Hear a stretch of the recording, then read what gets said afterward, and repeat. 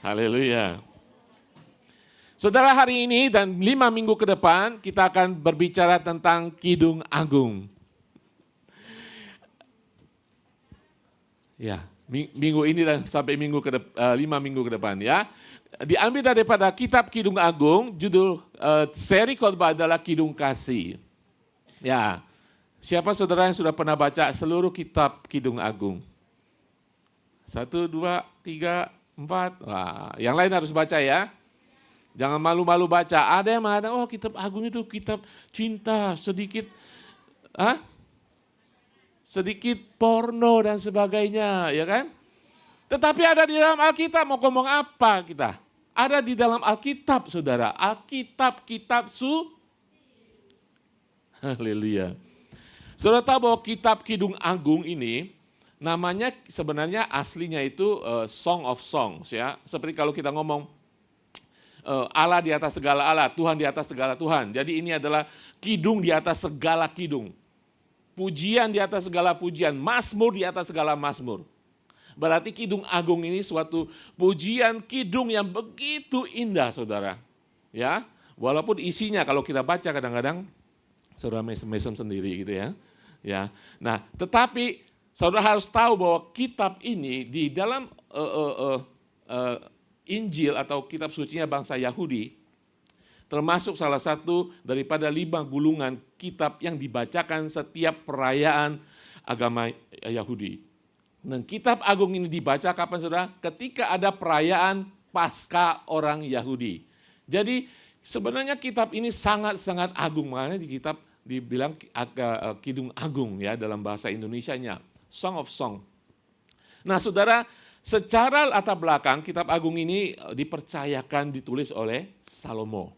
Ya, Salomo, Raja Salomo. Nanti saya akan jelaskan mengapa saya pikir, oh Salomo, istrinya ada 300. Ya kan?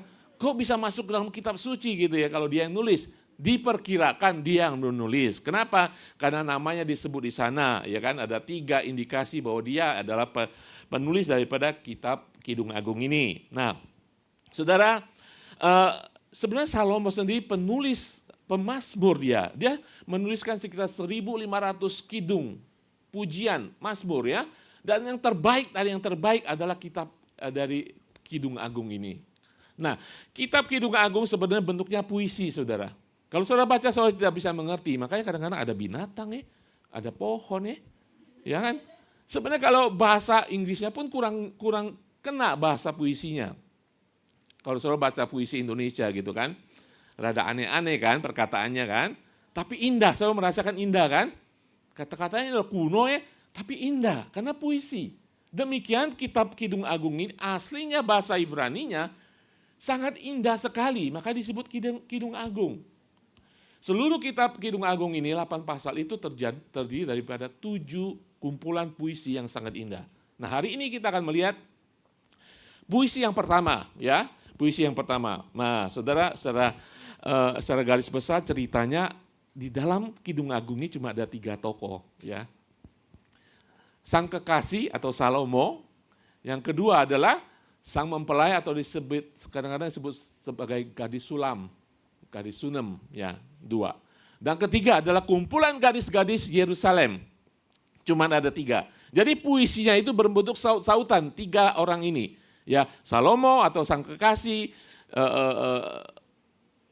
gadis Sunam dan juga gadis-gadis Yerusalem. Ya, 3 orang ini. Jadi saya berusaha menampilkan ayat-ayat berdasarkan 3 perkataan 3 orang ini supaya kita juga mengerti. Ada warna yang berbeda. Jadi saya tahu yang ngomong siapa ini ya. Jadi kita tahu yang ngomong pria atau wanita ataupun orang banyak. Kalau orang banyak selalu mengatakan kami, kita. Ya. Nah, nanti kita akan baca sampai pasal kedua ayat ke-6, ke-7. Yang terakhir itu satu puisi yang pertama. Nah ceritanya kita tahu bahwa Salomo, nah mungkin saya bertanya ya. Salomo kan yang saya katakan ini istrinya berapa? 300 ya. Gundiknya berapa? Gundiknya 300. Tahu kok ya? Waduh, hitung-hitungan dia. Oke, never mind. Tetapi dipercaya bahwa kitab Kidung Agung ini ditulis oleh Salomo pada masa mudanya. Ya, pada masa mudanya dan gadis Sunam ini dipercaya oleh kepercayaan umum gitu ya, adalah istri pertamanya. Ya, saudara tahu bahwa berarti cinta pertama. Ya kan, cinta pertama. Siapa masih ingat cinta pertama? Saya nggak tanya cinta monyet, cinta pertama. Monyet mah banyak. Monyet sana, monyet sini, SD aja monyet, kelas 6 monyet. SMP 1 monyet. Cinta pertama. Nah, diperkirakan inilah cinta pertama Raja Salomo kepada gadis Sunem ini ya. Oke, nah sekarang kita akan lihat dari alegori orang Yahudi, kepercayaan Yahudi mempercayakan bahwa kitab ini sebenarnya ditafsirkan, digambarkan bagaimana kasih Yahweh kepada bangsa Israel. Kasih Yahweh begitu cintanya dia kepada bangsa Israel.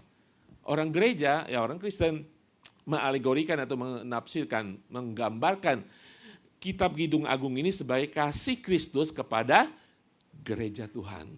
Kasih Yesus kepada umatnya, ya. Ya, saudara pernah mendengar bahwa kitab Agung mencerminkan, menggambarkan seperti itu. Nah, tetapi kita harus tahu di dalam kitab Kidung Agung ini tidak ada kata-kata Tuhan. Sama sekali tidak ada kata-kata Tuhan. Nah, saudara, seri khotbah ini yang berjudul apa? Kidung Kasih, oke, Kidung Kasih itu 5 seri. Kita tidak bicara tentang bagaimana Allah mengasihi kita, kita sudah tahu. 5 seri ini berbicara tentang hubungan wanita dan laki-laki. Hubungan pasangan suami istri. Dari awal, yang pertama adalah kisah kasih. Awal kisah kasih berbicara tentang pacaran. Bagaimana jatuh cinta. Ya. Yang kemudian kedua berbicara bagaimana pertunangan sudah pasti. Yang ketiga berbicara tentang pernikahan. Yang keempat berbicara tentang bagaimana badai dalam hidup.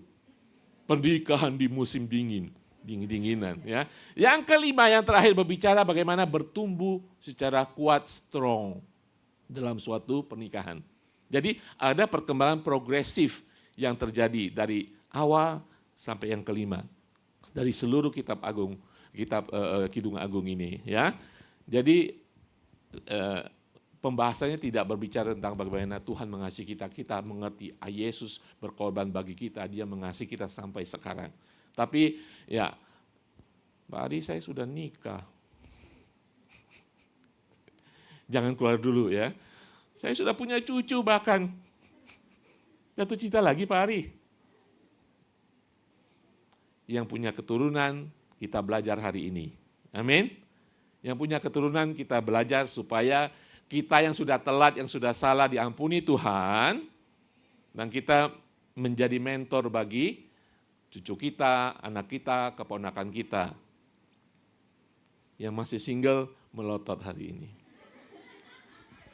Iya, banyak dari kita tidak pernah belajar kan yang benar. Pada kitab Agung ini sangat luar biasa mengajarkan hari ini. Secara sederhana, ada 2 pelajaran yang harus kita pelajari. Yang single, yang merencanakan untuk dapat pacar, merencanakan punya pacar, yang kebelet punya pacar, yang apa-apa sudah, harus belajar hari ini. Apalagi yang merencanakan untuk nikah, belajar hari ini ya. Judul yang pertama adalah awal kisah kasih. Katakan awal kisah kasih. Nah, ini adalah periode di mana pasangan mengembangkan hubungan romantis. Ya, dan serius, jangan romantisnya aja. Dan bagaimana ketertarikan antara lawan jenis laki dan perempuan, perempuan dan laki. Bukan kebalikannya ya. Perempuan dan laki, laki dan bagaimana tidak hanya perasaan jatuh cinta, romantis, tetapi juga harus tahu lebih daripada perasaan jatuh cinta. Ya kan? Yang kita pelajari hari ini sungguh-sungguh lebih daripada emosi, lebih daripada perasaan. Dan kemudian memproses apa yang sudah menjadi berkat Tuhan, pacar itu. Ya, oke? Sudah siap? Oke, kita baca bacaan kita dari Kidung 1 sampai 2 ayat ke-7. Nah, saya kasih yang putih itu adalah perkataan sang wanita Sunem. Yang hijau itu dikatakan oleh segerombolan gadis-gadis Yerusalem. Nanti yang biru, agak biru itu dikatakan oleh Salomo, sang pria. Jadi saudara mengerti apa dinamika saut menyaut, bagaimana perasaan diungkapkan. Oke? Oke, baca bersama-sama supaya saudara meresap. Oke, 3, 2, 1. Kidung agung dari Salomo. Kiranya ia mencium aku dengan kecupan, karena cintamu lebih nikmat daripada anggur. Harum bau minyakmu, bagaikan minyak yang tercurah namamu. Oleh sebab itu gadis-gadis cinta kepadamu. Tariklah aku di belakangmu, marilah kita cepat-cepat pergi. Sang Raja telah membawa aku ke dalam maligai-maligainya. Kami akan bersorak-sorai dan bergembira karena engkau, kami akan memuji cintamu lebih daripada anggur. Layaklah mereka cinta padamu. Berikut. Memang hitam aku, tetapi cantik, hai putri-putri Yerusalem, seperti kemah orang Kedar, seperti tirai-tirai orang Salma. Janganlah kamu perhatikan bahwa aku hitam, karena terik matahari membakar aku. Putra-putra ibuku marah kepadaku, aku dijadikan mereka penjaga-penjaga kebun anggur. Kebun anggurku sendiri tak kujaga. Ceritakanlah kepadaku jantung hatiku, di manakah Kanda mengembalakan domba, di manakah Kanda membiarkan domba-domba berbaring pada petang hari. Karena mengapa aku akan jadi serupa pengembara dekat kawanan-kawanan domba teman-temanmu. Jika engkau tak tahu, hai jelita di antara wanita, ikutilah jejak-jejak domba. Dan gembalakanlah anak-anak kambingmu dekat perkemahan para gembala. Dengan kuda betina daripada kereta-kereta Firaun kuumpamakan engkau manisku. Moleklah pipimu di tengah perhiasan-perhiasan dan lehermu di tengah kalung-kalung. Kami akan membuat bagimu perhiasan-perhiasan emas dengan manik-manik perak. Pasal kedua. Bunga mawar dari Sharon aku, bunga bakung di lembah-lembah. Seperti bunga bakung di antara duri-duri, demikian manisku di antara gadis-gadis. Seperti pohon apel di antara pohon-pohon di hutan, demikianlah kekasihku di antara teruna-teruna. Di bawah naungannya aku ingin duduk, buahnya manis bagi langit-langitku. Telah dibawanya aku ke rumah pesta, dan panjinya di atasku adalah cinta. Kuatkanlah aku dengan penganan kismis, segarkanlah aku dengan buah apel, sebab sakit asmara aku. Tangan kirinya ada di bawah kepalaku, tangan kanannya memeluk aku. Kusumpai kamu putri-putri Yerusalem demi kijang-kijang dan demi rusa-rusa betina di padang, jangan kamu membangkitkan dan menggerakkan cinta sebelum diinginkan. Nah saudara, memang di dalam Alkitab bahasa Indonesia tidak dijelaskan. Kebanyakan Alkitab tidak dijelaskan yang ngomong siapa. Tadi saudara merasakan kan? Karena saya kasih warna yang berbeda. Ada sang pria yang ngomong, kebanyakan memang sih. Saudara tahu bahwa kitab Kidung Agung ini 2/3 yang ngomong perempuan. Yang ngomong perempuan, ayat-ayatnya 2/3. Mengapa saudara? Ya karena dia perempuan. Maafkan saya. Bukan, karena dia jatuh cinta saudara. Biasanya kalau jatuh cinta, yang dulu diam jadi ngomongan. Ngomong sama orang, ngomong gak karuan, ngomong sendiri, pokoknya ngomong. Bukan karena dia wanita. Tetapi memang 2/3 isi daripada kitab agung adalah perkataan wanita. Padahal dibilang kitab Salomo ya. Salomo lebih dikit ngomongnya. Tapi kita lihat mereka bagaimana dinamika, saling memuji, saling membanggakan satu sama lain. Ya. Nah saudara, sebelum saya memulai 2 poinnya, berbicara tentang kidung ini, saudara tahu bahwa jatuh cinta adalah krisis emosi yang paling hebat yang pernah dialami oleh manusia. Dan setiap manusia mengalami krisis emosi ini. Betul? Saya bilang krisis, ya memang happy kan jatuh cinta, tetapi krisis kan? Jadi enggak ya, saya naksir dia naksir saya. Ya, mulai deh krisis, mulai deh terjadi perubahan hormon yang tidak pada waktunya.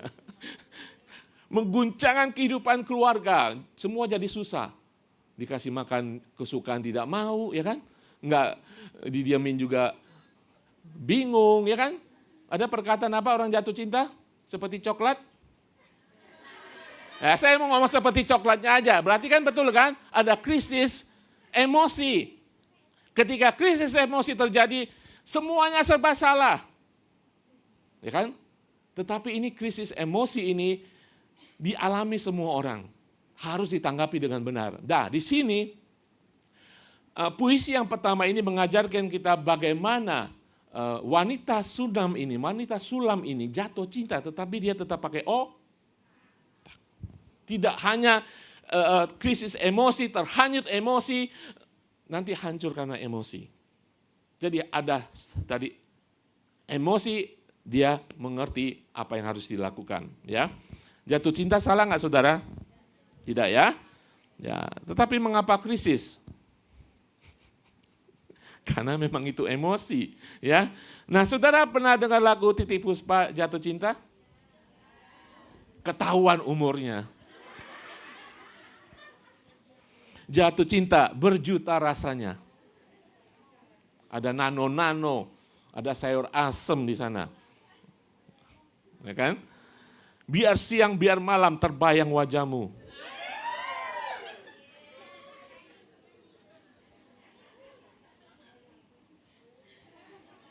Pantesan nggak tidur orang jatuh cinta. Jatuh cinta berjuta indahnya. Biar hitam, biar putih, manisnya nampak. Ya kan? Mau hitam, mau gelap, mau pesek, mau mancung, sama saja. Jatuh cinta indah rasanya. Jatuh cinta berjuta indahnya, dipandang, dibelai, amboi rasanya. Geli nggak saudara? Ini bahasa orang cinta, jangan geli saudara.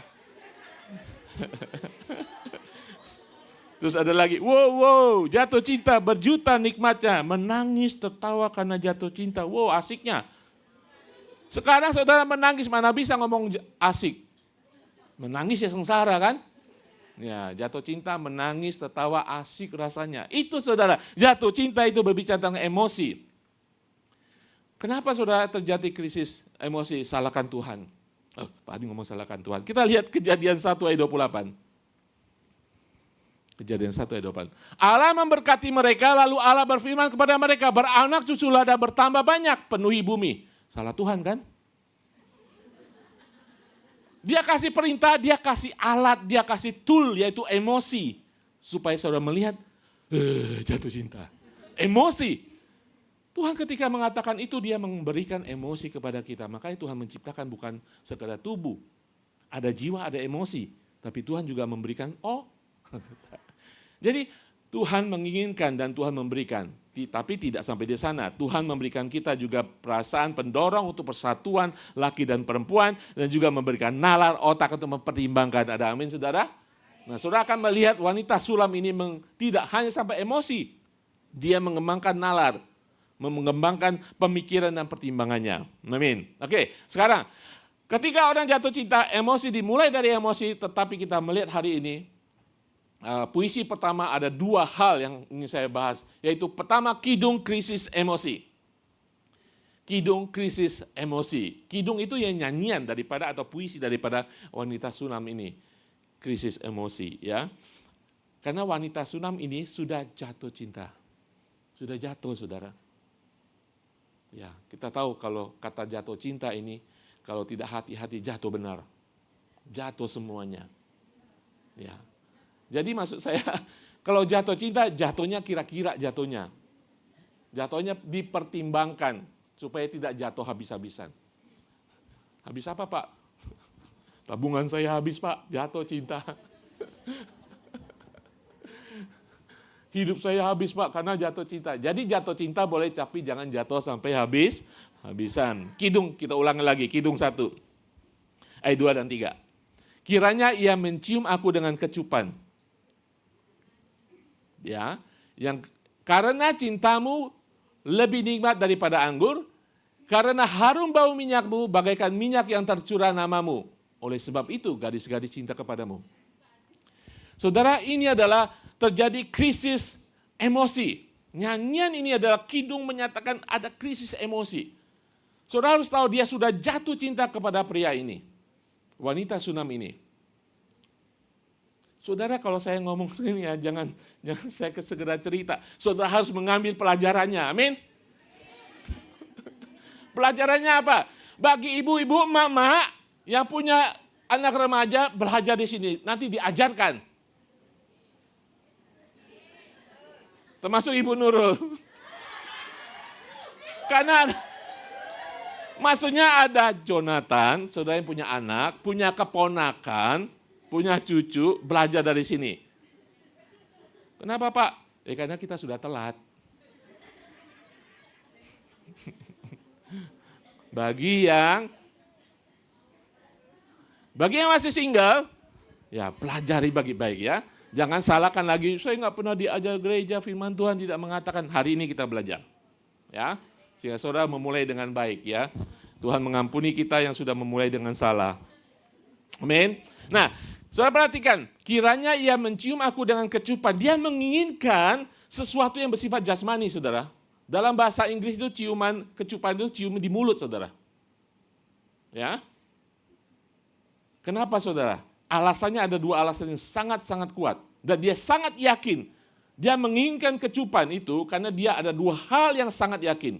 Pertama, karena cintamu lebih nikmat dari anggur. Saudara, minuman anggur itu, ya jangan minum ya.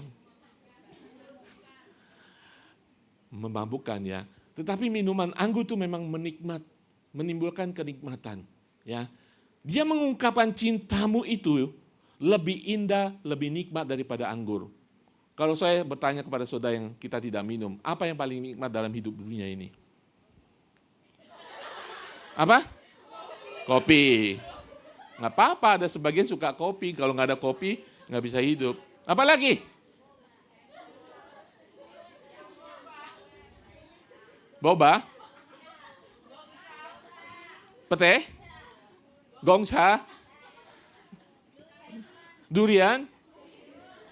Apapun yang paling nikmat, pada zaman sekarang di gereja ini, IC Indonesia, Jemaat Indonesia, kita katakan cintamu lebih nikmat daripada itu semuanya. Artinya apa, saudara?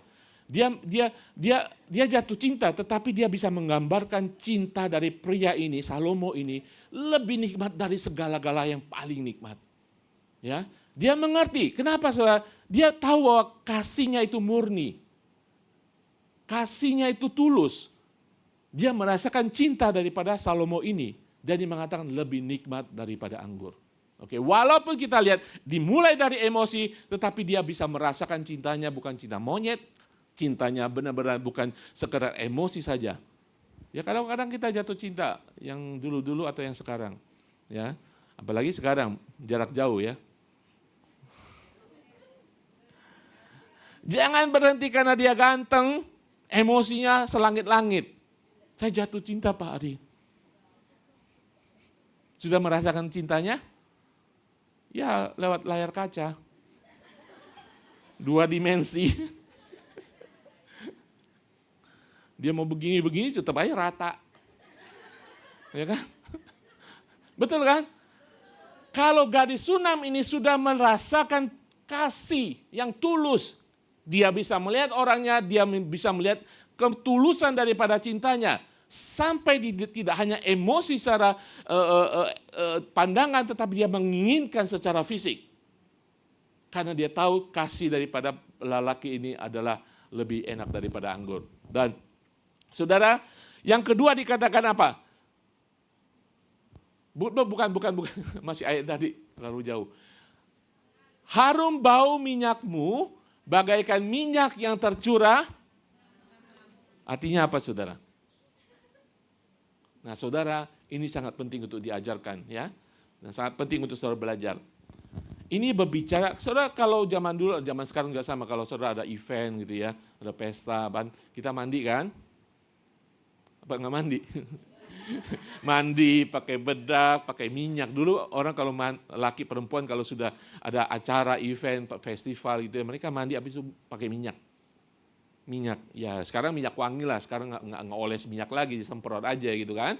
Nah, dia mengatakan cintamu lebih nikmat dari anggur. Dia menginginkan pria ini karena dia melihat pria ini bersih, wangi secara penampilan. Dan kedua, yang lebih penting, dikatakan namamu apa? Bagaikan minyak yang tercurah namamu. Ini berbicara tentang namanya yang wangi. Ini berbicara tentang karakter Tidak hanya penampilan fisik, tetapi penampilan moral daripada lelaki itu. Saudara belajar, ya kan?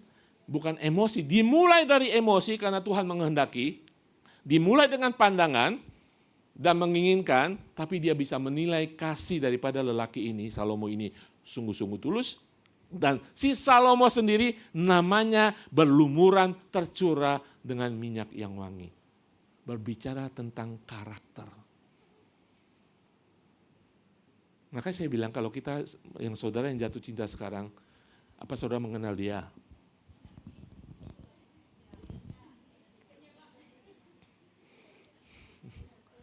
Jadi kalau jatuh cinta, emosi oke, tapi punya alasan selanjutnya. Apakah cintanya lebih baik daripada yang nikmat di dunia ini? Ya kan? Jadi hubungan kasih ini digambarkan jelas sekali oleh perempuan ini lebih jauh daripada sekedar emosi. Dia mengerti tentang kasih dari seorang pasangan, seorang pria. Ya walaupun dia menginginkan secara fisik ya, dia menggambarkan arti kasih itu sendiri dan bernilai lebih daripada kenikmatan dunia. Dan alasan kedua itu dia kagum akan sosok daripada pria ini, karakternya, namanya. Kalau kita lihat Kidung Agung 1:3, terjemahan lain mengatakan demikian. Berikut terjemahan lain, 1:3. Ada? Sebelumnya. Oke, terjemahan lain mengatakan, engkau harum semerbak, namamu seperti minyak wangi yang tertumpah. Namamu. Jadi Salomo ini dia mengenalnya, dia tahu bahwa nama Salomo itu baik adanya. Dia punya karakter yang baik. Tidak hanya dia membersihkan diri ya secara fisik ya. So ketemu pria ya dari jauh doang, dari dekat bau mau nggak? Secara fisik loh. Ini dia menggambarkan secara fisik dia sudah mandi dan berminyak wangi. Tetapi lebih daripada itu namanya juga wangi ya. Membuat dirinya tertarik, namanya baik adanya. Nama seseorang adalah mencerminkan karakter seseorang, betul saudara? Ya, ketika saudara mendengar nama seseorang gitu ya, apa yang saudara pikirkan tentang orang itu? Ya, apakah dia baik atau dia jahat? Ya, karakternya pelit, royal, ya kan? Baik hati. Karakter orang tersebut lebih penting daripada penampilan. Amin. Penampilan penting lah ya. Ya kan? Mandi nggak mandi gitu ya. Nyisir nggak nyisir gitu ya. Keramas nggak keramas itu penting. Tetapi karakter seseorang lebih penting daripada penampilan. Betul?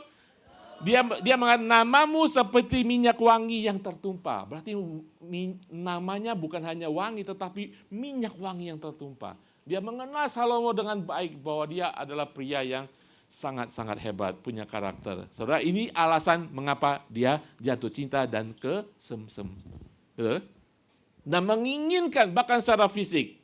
Ya, saat emosi kita jatuh cinta, tetapi tidak sampai di sana. Amin. Ya, kita harus tahu karakternya, namanya, reputasinya, kedudukannya di hadapan orang lain, spiritualnya. Apakah dia orang yang takut akan Tuhan? Betul? Takut akan Tuhan apa tidak? Jadi perempuan ini beralih dari tidak hanya penglihatan, tetapi perasaan, tidak hanya perasaan itu chemistry, tetapi sampai pada ke karakter. Jangan hantam kromo saudara. Pak Ari, saya mau menikah minggu depan. Sudah kenal dia berapa minggu? 2 minggu. Yang tertawa paling kencang pasti punya rencana seperti itu. Bertobat. Saudara-saudara belum melihat dia. Bagaimana saudara menikah? Belum lihat saudara. Udah Pak, tiap hari saya lihat, kan di kaca, di Facebook. Maksud saya lihat beneran, zaman sekarang lihat benerannya nggak lihat. Betul? Dulu masih orang lihat ketemu gitu ya, sekarang nggak ketemu.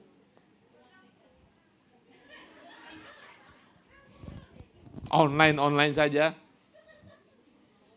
Perempuan ini bertemu, saudara bertemu dengan Salomo.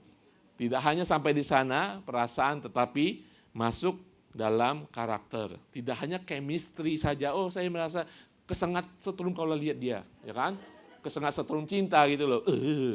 Sampai kita, chemistry. Tetapi saudara harus sampai mengetahui karakternya dia. Itu yang dikatakan perempuan ini. Terjadi krisis emosi, dia makanya menyanyikan lagu itu. Puisi itu diberikan, ya. Jadi kita harus tahu. Nah, saudara, kalau seorang pria, ya harus namanya, ya kan? Harus wanita juga pasti ada namanya. Namanya berlumuran dengan minyak wangi apa enggak? Minyak yang wangi atau enggak? Berbicara tentang nama seseorang. Nah, satu pertanyaan buat kita semua di sini. Bagaimana saya mengetahui karakter seseorang? Bagaimana saudara mengetahui karakter orang yang sedang saudara jatuh cintai? Bagaimana saudara ibu-ibu tahu anak saudara punya pacar yang punya karakter yang baik?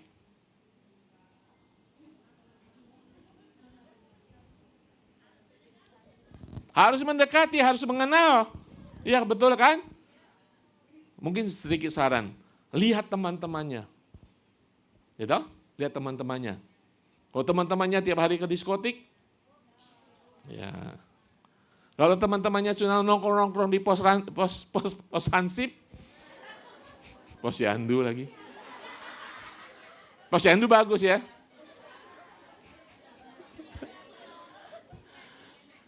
Lihat teman-temannya, lihat bagaimana dia memperlakukan keluarganya, orang tuanya. Apa dia respect pada orang tuanya? Ya kan?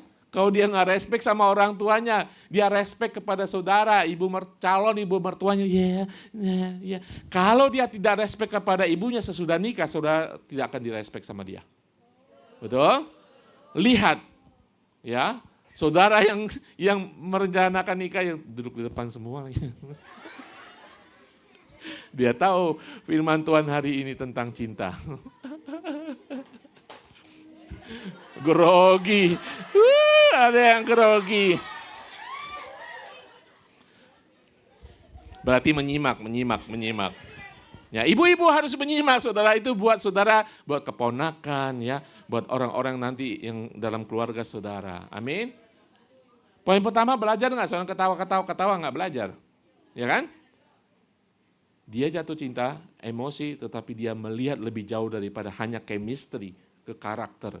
Dia mengetahui bahwa Salomo ini punya nama yang berlumuran dengan minyak yang wangi namanya.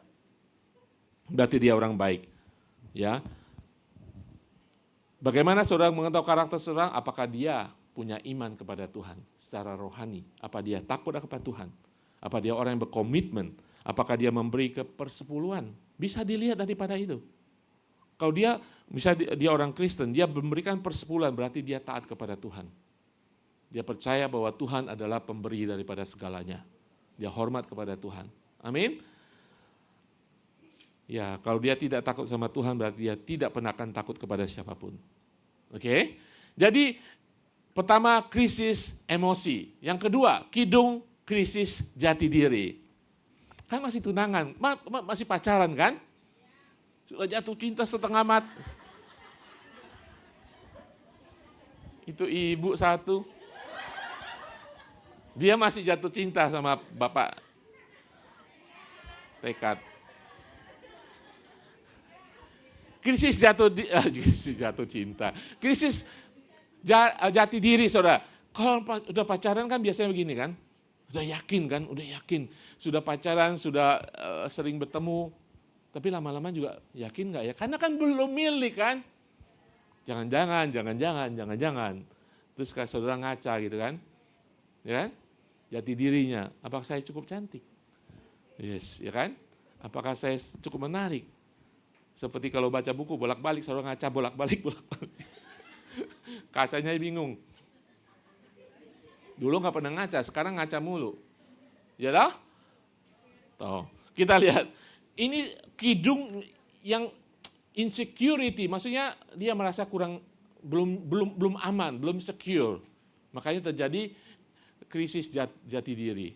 Diungkapkan dalam puisi berikut dalam Kidung Agung 1:5-6 mengatakan, memang hitam aku, maafkan saya terlalu kencang hitamnya, memang hitam aku, tetapi Oke, hai putri-putri Yerusalem, dia katakan kepada putri-putri Yerusalem.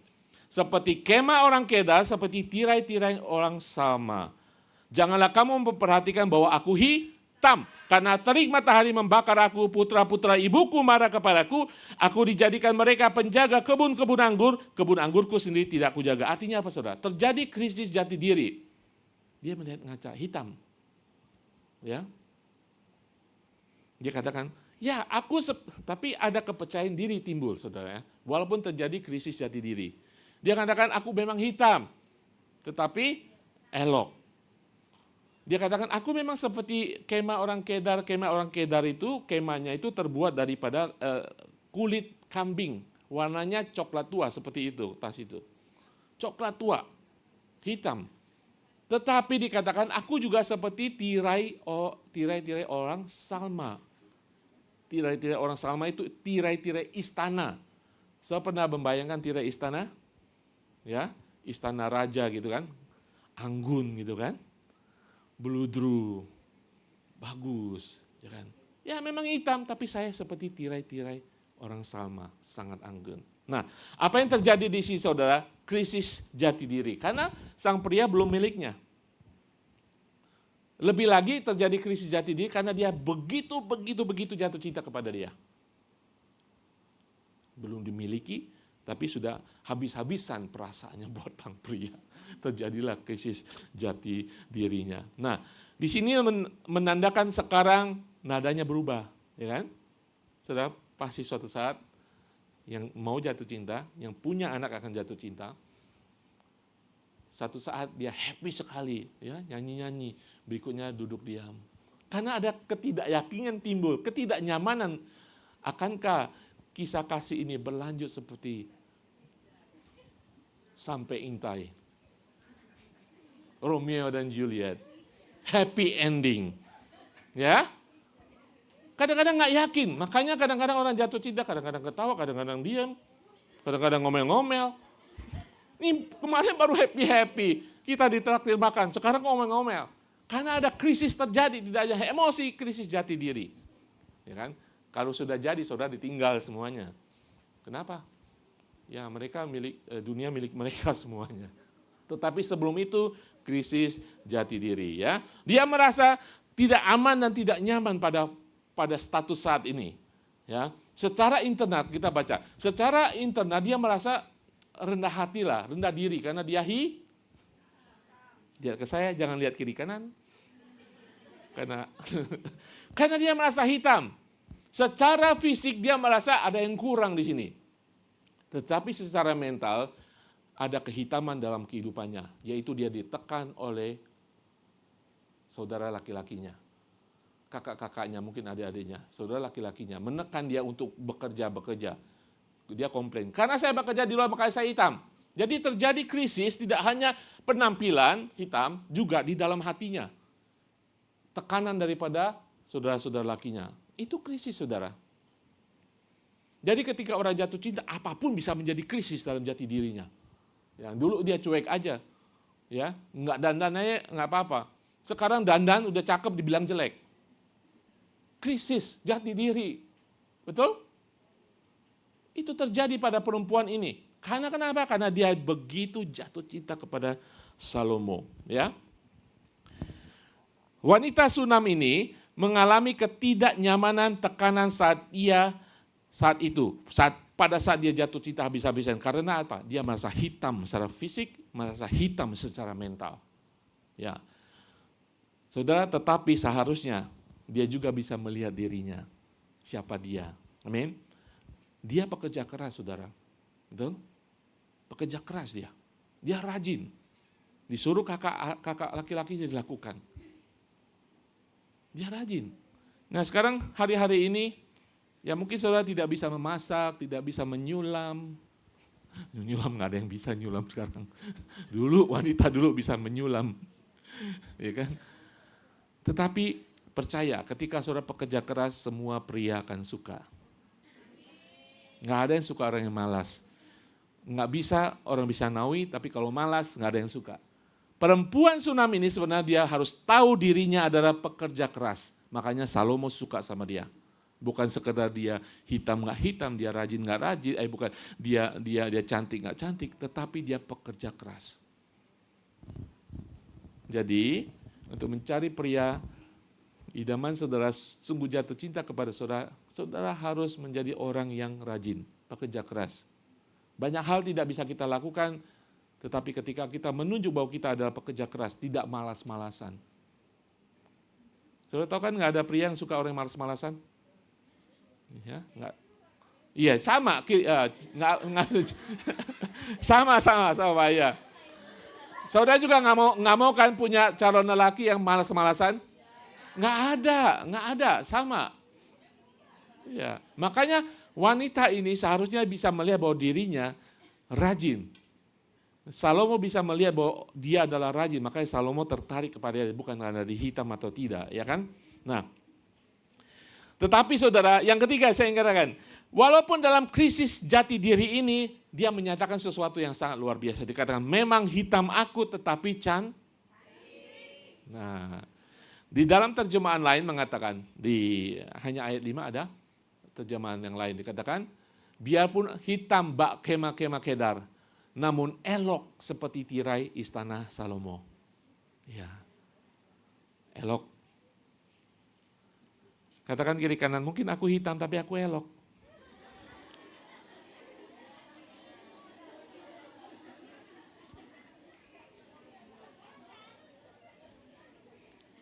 Saya tidak sedang mengejek saudara ya.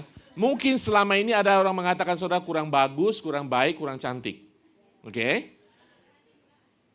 Iya Pak, hidung saya pesek.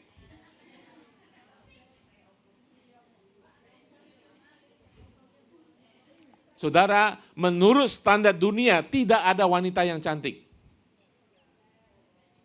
Menurut standar dunia pada zaman sekarang tidak ada wanita yang cantik. Saudara harus kita mengakuinya. Kalau tidak ada iklan-iklan kecantikan. Ya kalau logikanya kan. Menurut dunia kalau saudara keluar, nggak ada wanita yang cantik. Sehingga kalau kita duduk sini mendengarkan wanita Sunam ini mengatakan aku hitam, kita bisa mengidentifikasi. Saudara bisa menyamakan iya ya. Saudara langsung dari sederetan saya hitam, Rambut saya bukan kribo lagi berkerikil. Hidung saya nggak jelas. Ya kan? Muka saya nggak simetris. Kenapa saudara? Karena standar dunia menginginkan saudara melihat diri saudara tidak cantik adanya, tidak indah. Tetapi saya katakan hari ini, saudara harus bisa memiliki citra diri, kepercayaan diri seperti wanita Sulam ini. Walaupun hitam, walaupun pesek, walaupun saya tidak sempurna muka saya, tetapi saya elok. Kenapa saudara? Di dalam Kejadian 1 ayat 27 dan 32, 31 mengatakan, maka Allah menciptakan manusia itu menurut gambar, katakan kiri kanan, kamu ini adalah gambar Allah. Menurut gambar Allah diciptakannya dia laki-laki dan laki-laki. Dan perempuan. Diciptakannya mereka. Ayat 31, maka Allah melihat segala yang dijadikannya itu apa? Sungguh amat baik, jadilah petang dan jadilah pagi, itulah hari ke-6. Saudara, ketika hari 1 sampai 5 Tuhan menciptakan segala sesuatu dikatakan baik. Semua baik. Ketika Allah menciptakan manusia, laki-laki dan perempuan, dia mengatakan sungguh amat baik. Wanita Sunam ini punya citra diri, kepercayaan diri, walaupun saya hitam. Saya elok adanya. Pada zaman sekarang dunia sudah memberikan standar kecantikan kepada manusia. Pada wanita terutama. Dan belakangan ini kepada pria. Saudara mengerti yang suka Korea-Koreaan. Ya kan? Iya. Dan kemudian wanita zaman modern berusaha memanipulasinya, mengikutinya. Ya. Ada yang tato alis. Alis bagus-bagus dicabut-cabut ditato. Akhirnya ya. Terus apa lagi? Extension sana, extension sini. Siapa bilang yang paling cantik itu kalau bulu matanya paling begini? Siapa bilang paling cantik itu kalau matanya belok? Saudara mengerti, kecantikan wanita, kecantikan manusia berdasarkan tradisi dan sukunya. Ada suku-suku tertentu mengatakan, ya belok, serem. Kalau tengah malam, nyerem. Mungkin terjadi loh. Ada suku-suku tertentu yang cantik itu yang sipit. Yang cantik itu yang hitam. Yang cantik itu lehernya tinggi. Makanya ada suku-suku tertentu yang pakai gelang tinggi.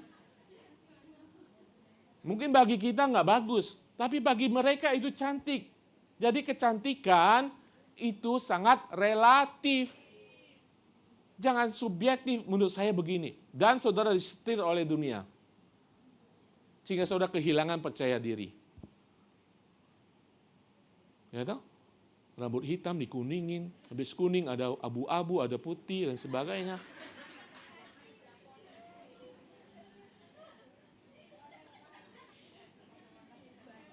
Model boleh, tapi jangan karena krisis jati diri. Ya, tidak ada salahnya dalam perkembangan ya kecantikan, tapi jangan didasarkan karena krisis jati diri. Saudara tidak pernah akan menguber sampai pada jati diri saudara kalau saudara berdasarkan kecantikan pada hal-hal tersebut. Tidak habis-habisnya. Yang habis adalah uang saudara. Betul?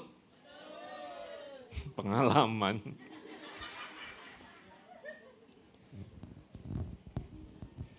Saudara, wanita sudah tidak dapat lagi melihat diri mereka sebagaimana Allah pencipta mereka. Seperti ayat ini. Saudara adalah sungguh amat baik. Amin. Ya, kita tahulah dunia pada saat ini, kalau saudara terlalu tinggi, dibilang terlalu tinggi. Terlalu gemuk, terlalu kurus. Terlalu gemuk ya, masuk program pengurusan badan. Terlalu kurus ya, masuk program penggemukan. Nggak habis-habisnya. Saudara seperti sedang digiring sana, giring sini. Karena hanya kecantikan. Penampilan saudara, appearance saudara. Amin? Nggak ada yang berani kata amin.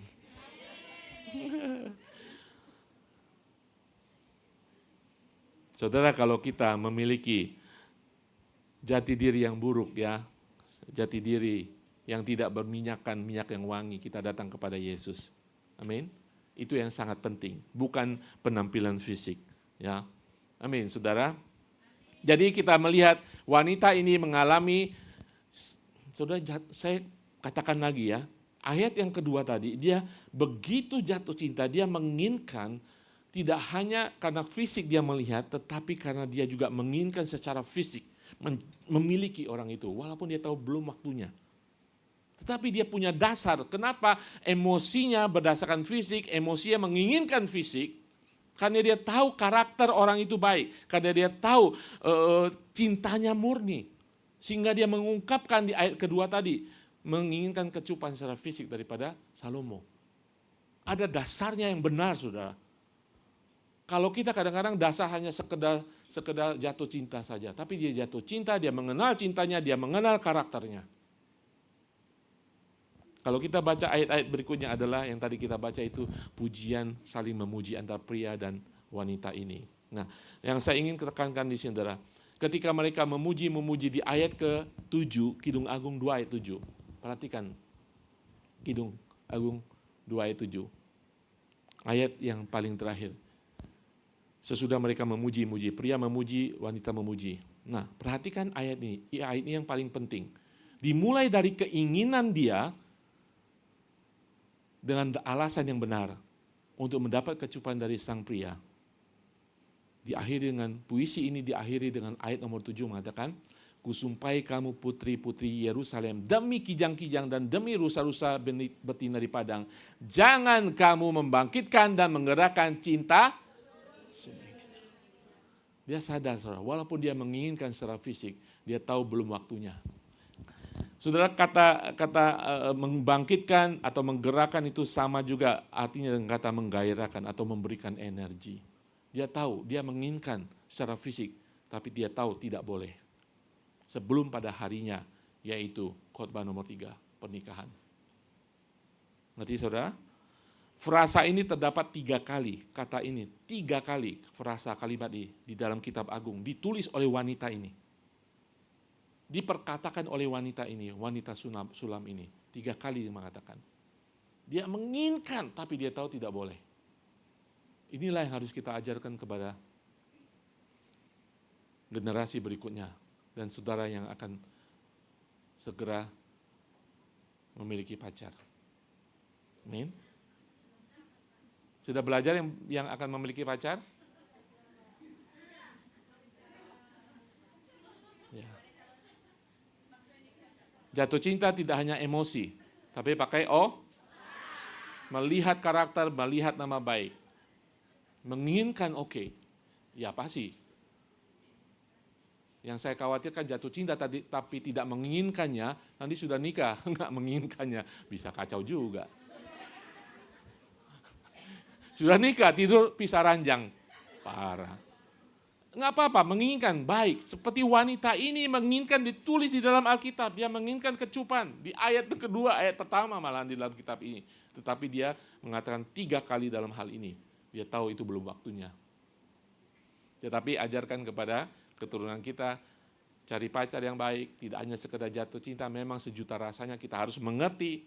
Jangan kita stop ketika anak kita jatuh cinta seperti, kok jadi aneh? Jangan geli sendiri saudara. Saudara pernah mengalami jatuh cinta, ya kan? Aneh sendiri kan? Kita mengerti dia, kita bimbing mereka. Ibu-ibu? Ya, mencari mereka yang punya nama yang dilumuri oleh minyak yang wangi. Ya, yang baik, yang takut akan Tuhan. Ya, dan kemudian membimbing mereka, keinginan fisik mereka harus dilakukan setelah resmi, walaupun mereka menginginkannya. Amin, saudara. Jadi perenungan buat kita semuanya, bagi kita yang sudah terlambat, saudara, sudah kadung ya. Kita melanggar semuanya ini yang tadi dibahas. Ampun Tuhan. Tuhan itu adalah gembala yang baik. Ya. Kita mungkin merasa saat ini sudah tersesat seperti domba-domba yang tersesat. Amin. Tuhan, saya benar-benar tersesat, Tuhan dulu. Ya. Mungkin kita tidak diajari oleh firman Tuhan ini. Tuhan adalah gembala yang baik. Dia akan menemukan saudara, dia akan menghibur saudara, mengampuni saudara, dia akan merotani saudara. Tidak, saudara. Dia mengangkat saudara, meletakkan di bahu saudara. Amin. Kasihnya akan memeluk saudara. Pengampunannya akan membasuh luka kita. Ya, kita mendengarkan ini, banyak saudara saya percaya merasa salah. Ya kan? Dulu kita sudah melakukan langkah yang salah. Amin. Jangan melakukan hal yang salah lagi untuk keturunan kita. Ya kan? Orang-orang yang dekat dengan kita.